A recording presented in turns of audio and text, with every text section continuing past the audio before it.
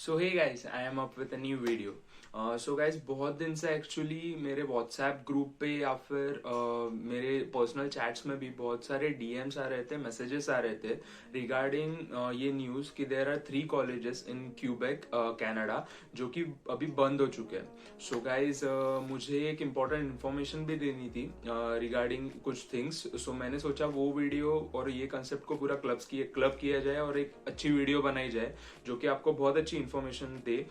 So video में बताऊंगा कि सच में ये इन्फॉर्मेशन राइट है, बंद हुए कॉलेजेस किस वजह से बंद हुए, स्टूडेंट्स जो वहां पे पढ़ रहे थे उनका क्या हुआ क्या नहीं हुआ, सब पूरी का पूरी केस स्टडी। और लास्ट में इससे बचने, ऐसे ऐसे घटनाओं से बचने के लिए जो भी हम कर सकते हैं वो भी कुछ सोल्यूशंस बताऊंगा। सो वीडियो को एंड तक देखते रहना। और अगर आपने चैनल को अभी तक सब्सक्राइब नहीं किया है, प्लीज चैनल को सब्सक्राइब कर दो, सच में मोटिवेशन मिलता है। सो अभी now let's not waste the time and let's get into the video.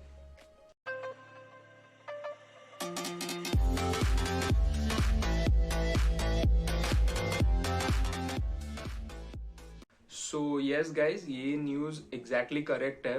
Canada के क्यूबेक प्रोविंसेस में के ये 3 कॉलेजेस बंद हो चुके हैं।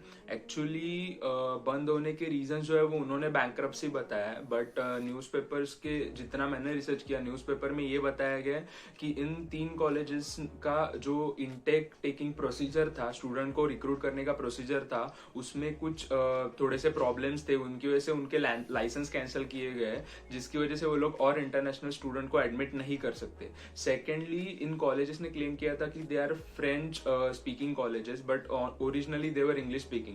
सो इन दोनों मेन रीजंस की वजह से उनका जो लाइसेंस है वो कैंसिल किया गया है। एक्चुअली इन स्टोरी, जो इन कॉलेजेस ने अराउंड नवंबर 30 को वेकेशन अनाउंस किए थे, एंड मतलब बहुत बड़ा वेकेशन, जनरली 1 या 2 मंथ का वेकेशन। और जब कॉलेज स्टार्ट होने से एग्जैक्टली 15 दिन पहले इन्होंने एक स्टूडेंट्स को नोटिफिकेशन भेजा, जिनमें इन लोग ने बोला कि जो जितनी फीस है आपकी पेंडिंग सेमेस्टर्स की वो सब भर दो। ऐसा तो स्टूडेंट ने जितने भी पैसे जम रहे थे, जिनको जम रहा था, उस हिसाब से उन्होंने फीस भर दी।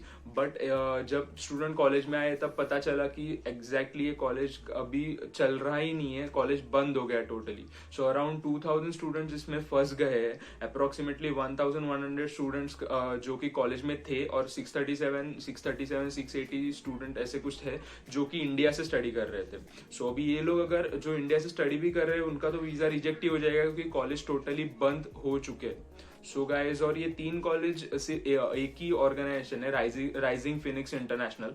ये तीनों भी इसी ऑर्गेनाइजेशन को बिलोंग करते हैं। और अभी जो ओनर्स है उनका अरेस्ट वारंट भी आया है।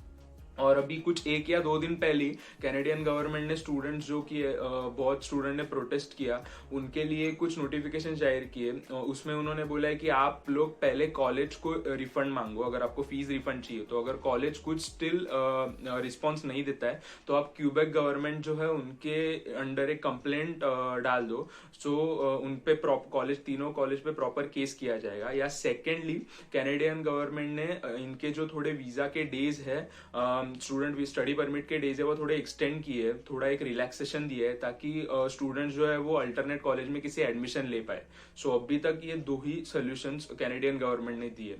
बट एक्चुअली देखा जाए तो स्टूडेंट्स, बहुत सारे स्टूडेंट हमारे जैसे मिडिल क्लास लोग, इनको इतनी सारी फीस, ये कॉलेज की फीस ही अराउंड होती है कुछ 15 से 17 लाख के बीच में।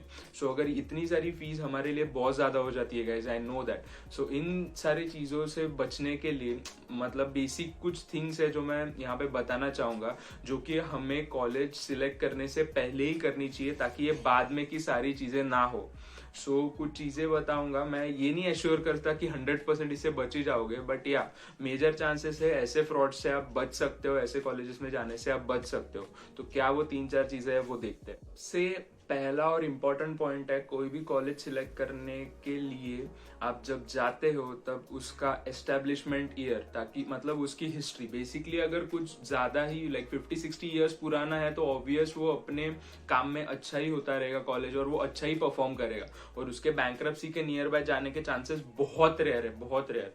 सो उसका एस्टेब्लिशमेंट ईयर देखो, गूगल पे जाओ और कोई भी चीज का। और ये जो 3 कॉलेजेस है उसमें से 2 जो है वो अभी 10 या 20 साल हुए हैं, मैक्स टू मैक्स वो फाउंड हुए। सो ये भी चीज है एक उनका इंस्टेबिलिटी का। तो ठीक है, तो आप एस्टेब्लिशमेंट एक बार चेक करो। सेकंड, जो वहाँ पे सीनियर्स है या फिर वहाँ पे जो स्टूडेंट्स ऑलरेडी पढ़ रहे हैं, एल्यूमिनाई है, उसका एक बार चेक करो, उनको अप्रोच करो कि कॉलेज कैसा है, कब से है, हिस्ट्री है, सच में वो कॉलेज वहाँ पे है भी या नहीं है, कितना बड़ा इंफ्रास्ट्रक्चर है। क्योंकि साइट में ना गाइस बहुत सारे बोलते हैं ना, रिप्रेजेंटेशन के लिए सिर्फ इमेजेस दे सकते हैं, बट कॉलेज वैसा ही हो नहीं हो, इस पे बहुत डाउट होता है। सो ये सेकेंड चीज हुई, आपको सीनियर से पूछना चाहिए।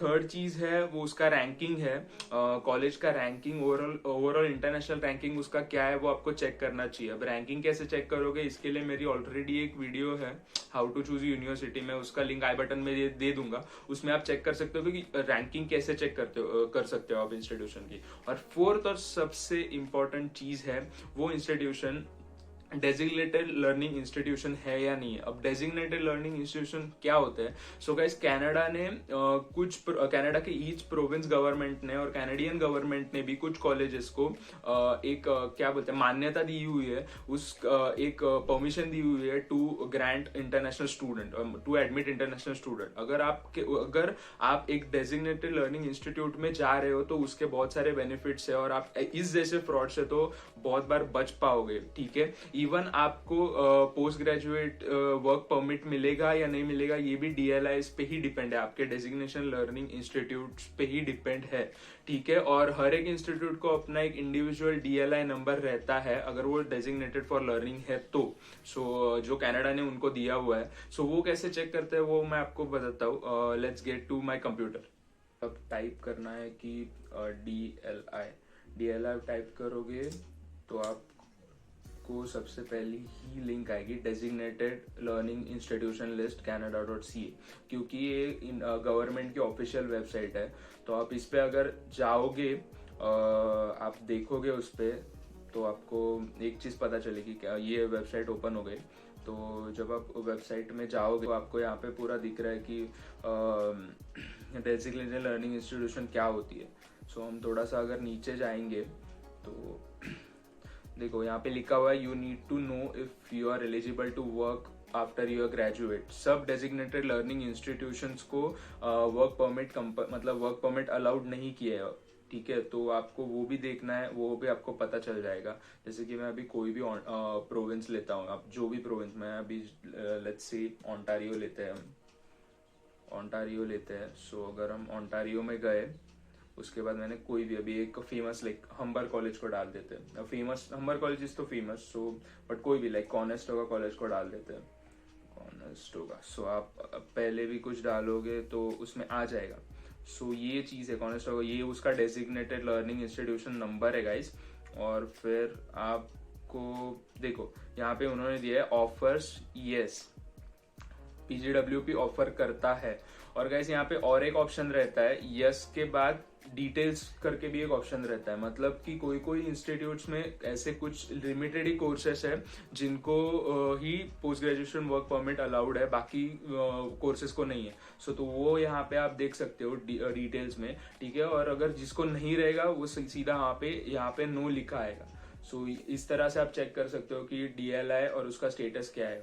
और मैं आपको रिकमेंड करूंगा कि ऑब्वियसली जिस कॉलेज या फिर यूनिवर्सिटी को DLI नहीं है, उसको तो आप ऑब्वियसली नहीं जाओगे उस यूनिवर्सिटी में, और जिसको पोस्ट ग्रेजुएट वर्क परमिट नहीं है उस पर भी मैं बोलूंगा कि नहीं जाओ।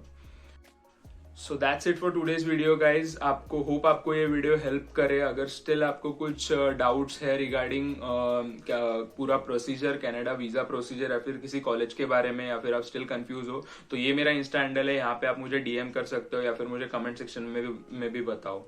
So hope you all stay safe and all the best for your procedure.